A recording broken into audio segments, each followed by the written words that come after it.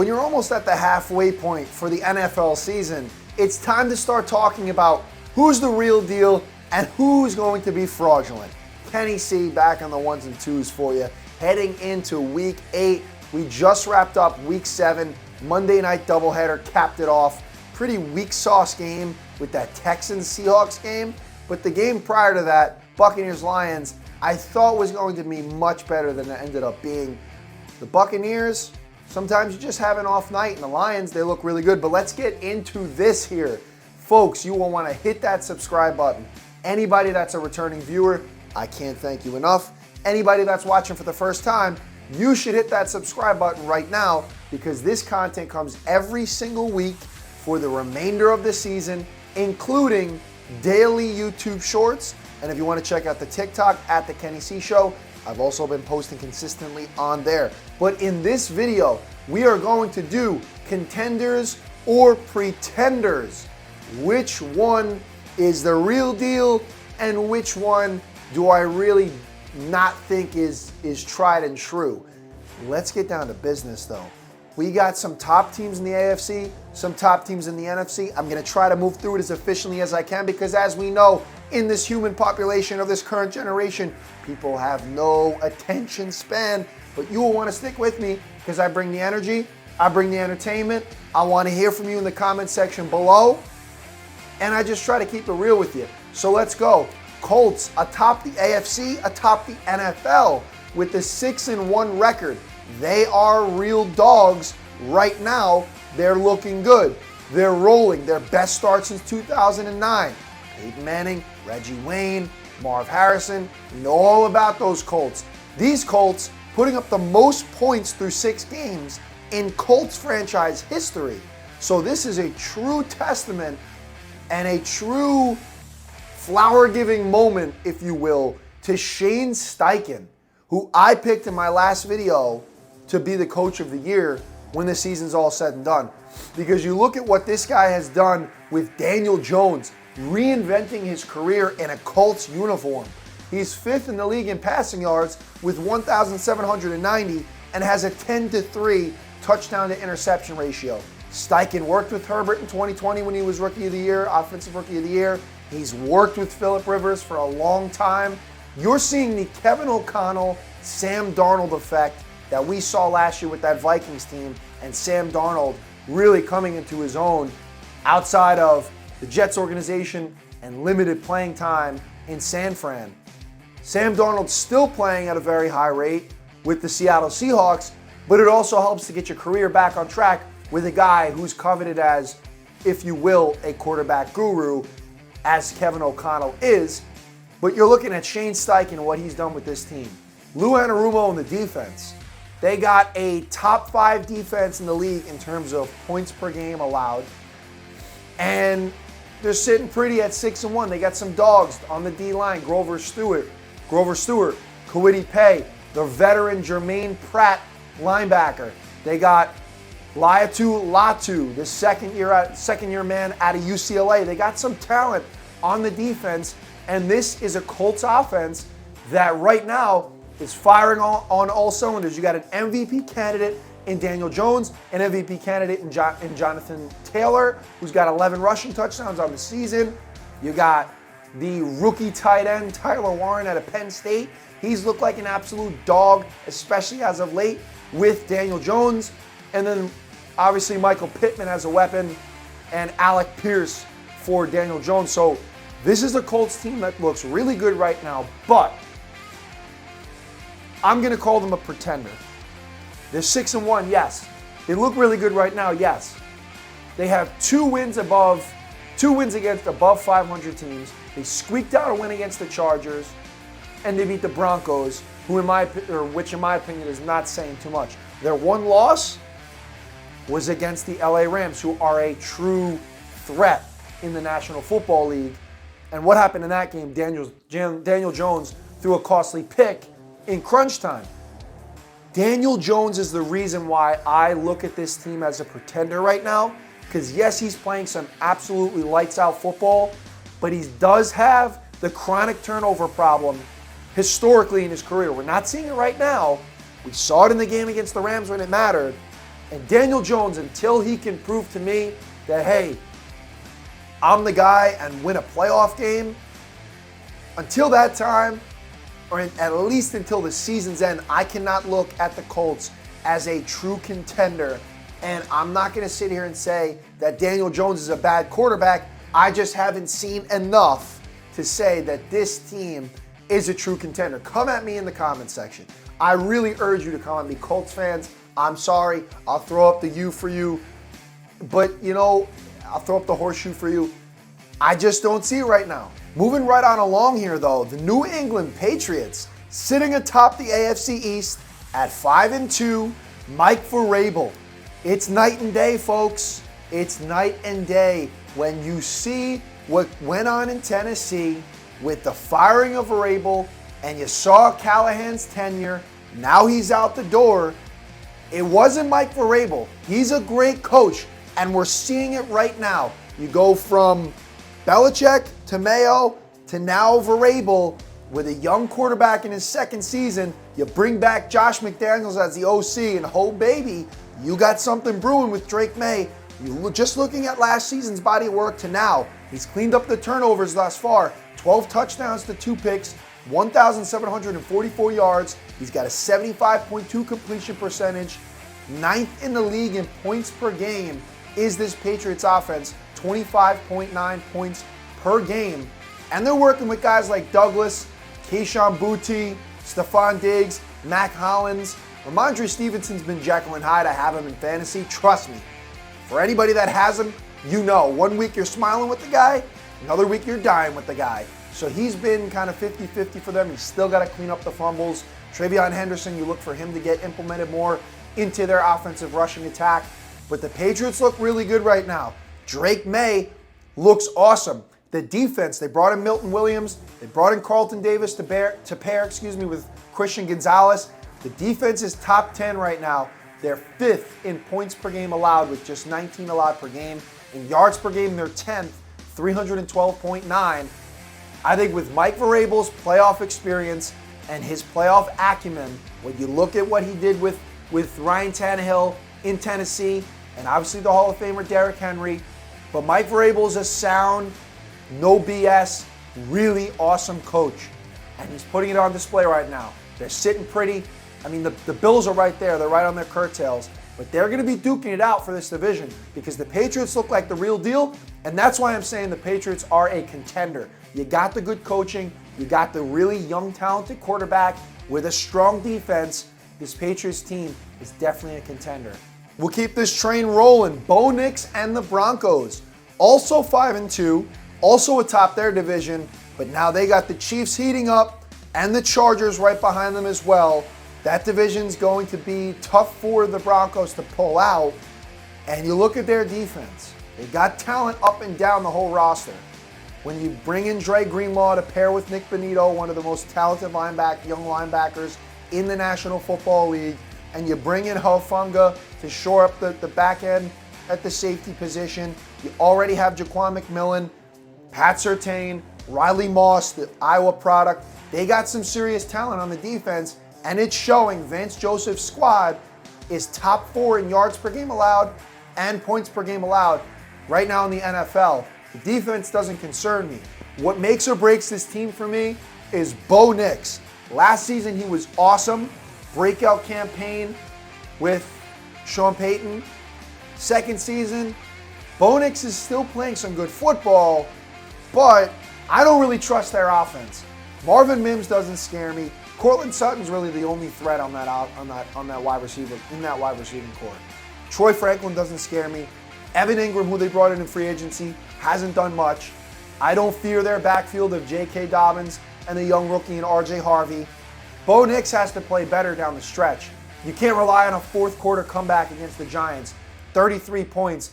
Hell, if McTominay makes 2 extra points, the Giants win that football game. So the Broncos have not played some sound football. I know they beat the Eagles a few weeks ago, but the Eagles have their own problems in terms of their offensive identity, which I'll get into. You barely beat the Jets. If that was any team but the New York Jets, the Broncos were not pulling that one out.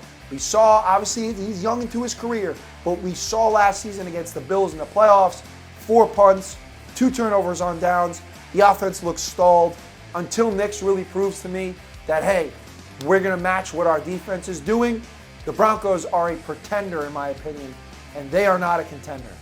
And finally, the last of the top 4 seeds in the AFC, the Pittsburgh Steelers. They got that division on lock. Strap it in. The Ravens are 1-5. The Browns are the Browns. They have their own quarterback issues there and seeing who the hell is going to lead that offense. Cincy with Joe Flacco, I don't know why in the hell Andrew Berry would make that trade in interdivision with a rival in your own division. Stupid in my opinion, to be blunt. But the Bengals with Joe Flacco at the helm, they're a lot better, but it's still a 40-year-old Joe Flacco who's going to give you not quite a Jameis Winston performance, but he's inconsistent to say the least. He wasn't on Thursday night. Steelers, Bengals, the battle of the 40-plus-year-olds. First time since Breeze Brady that we had 2 40-plus-year-olds duking it out. Aaron Rodgers, soon to be 42 in December, versus Joe Flacco, 40.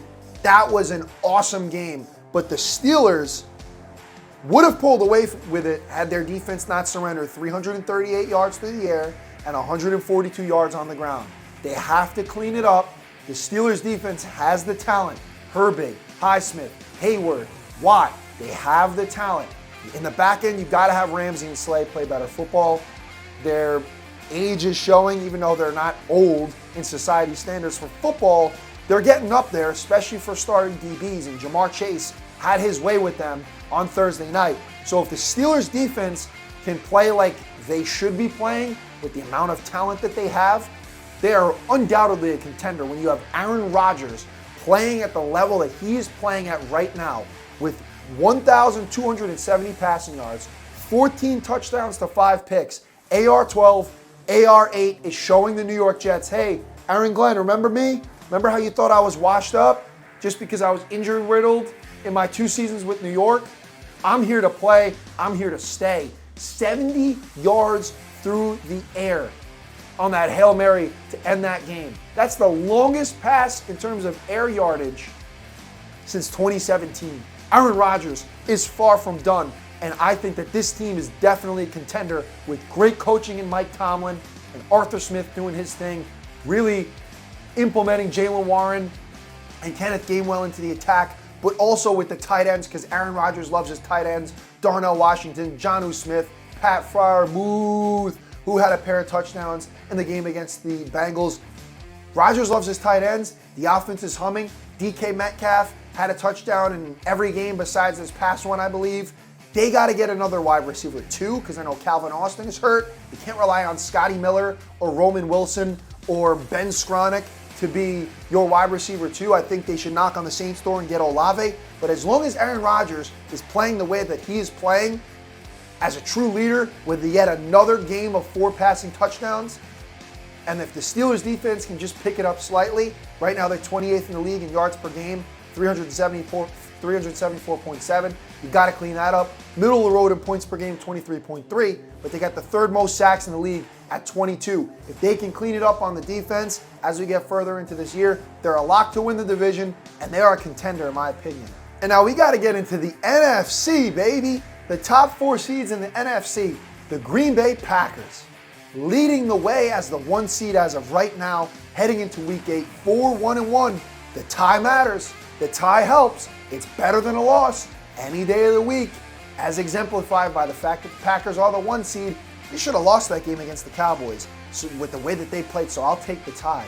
But the Packers sitting pretty as the 1 seed right now, because there's some teams battling, including the Detroit Lions, who just got a big win against the Buccaneers. But I'll start with the Packers.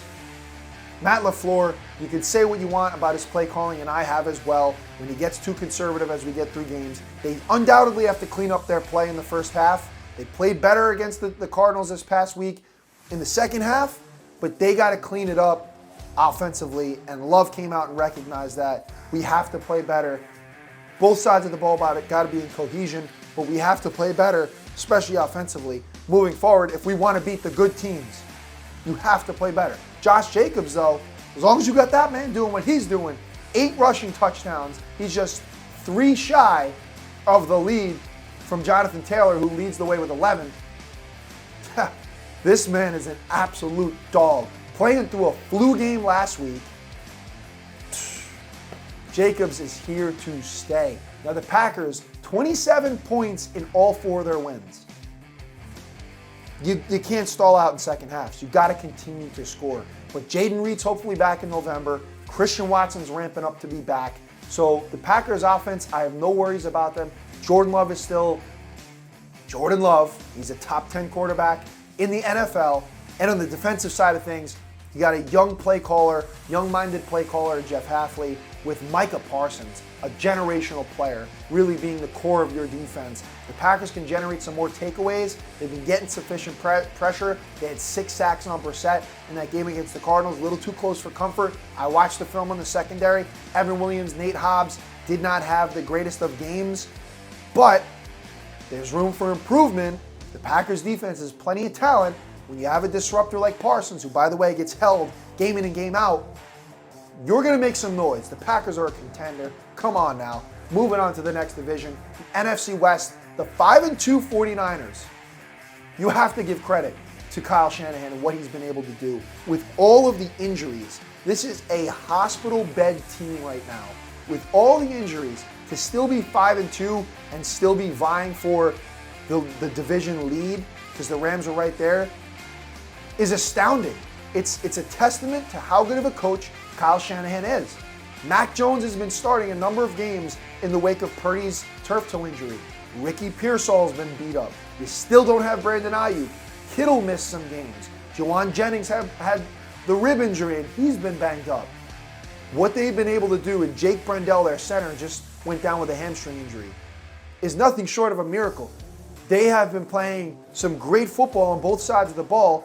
Credit to Bobby Saleh, who's a tried and true defensive coordinator. Just lost Bryce Huff as well to a hamstring injury. You already lost Fred Warner. You already lost Nick Bosa. The 49ers are a contender any which way you slice it. They're getting games, they're getting wins, and they're getting it done with Mac Jones at the helm. Not even at full strength. Ayuk should be back soon. Look out, because when you got Christian McCaffrey running the rock like how he did this past Sunday, this team is still a threat. And Bobby Saleh knows how to scheme up a defense. So the 49ers, are definitely a threat. The LA Rams, that's a given. Stafford's having an MVP season. Nakua is out with injury. He's still big balling in London with Devontae Adams. Their defense is very young and has a lot of talent on it. The Rams are a contender as well. The Seahawks are a contender. The NFC West might quite possibly be the most competitive and hardest division in football, next to probably the NFC North, if I had to say.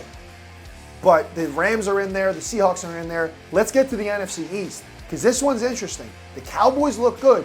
I think they're a contender as well. The Eagles are in first place right now, sitting atop that NFC East. But the Cowboys are right there making a name. The Commanders, I was very high on them going into the year. They've dealt with Jaden Daniels being injured, and their defense is what it is. It's aging. They still got some talent on the defensive end, but their secondary has struggled. But looking at the Eagles, I think they just got to get their offensive identity back on track. Run the rock again with Saquon Barkley. 6, 12, and 18.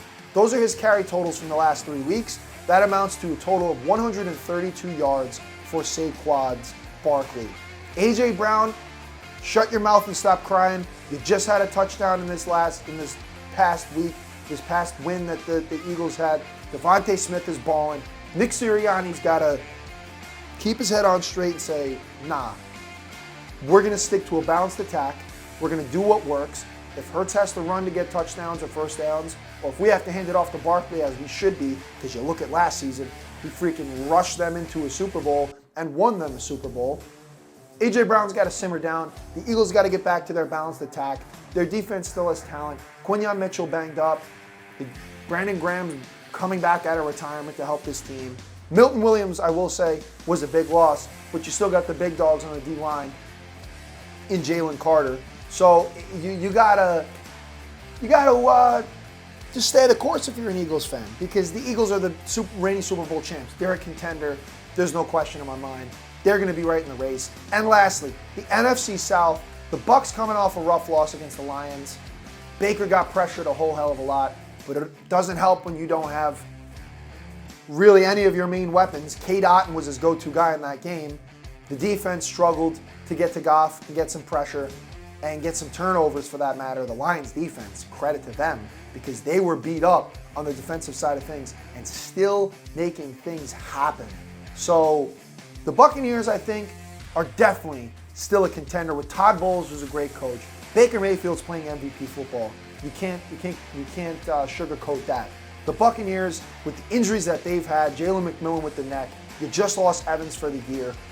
Godwin hasn't been back up to speed and really back yet. Bucky Irving's still hurt with Rachaad White leading the way. So the Buccaneers, for what they've also dealt with, similar to the 49ers, they're a contender.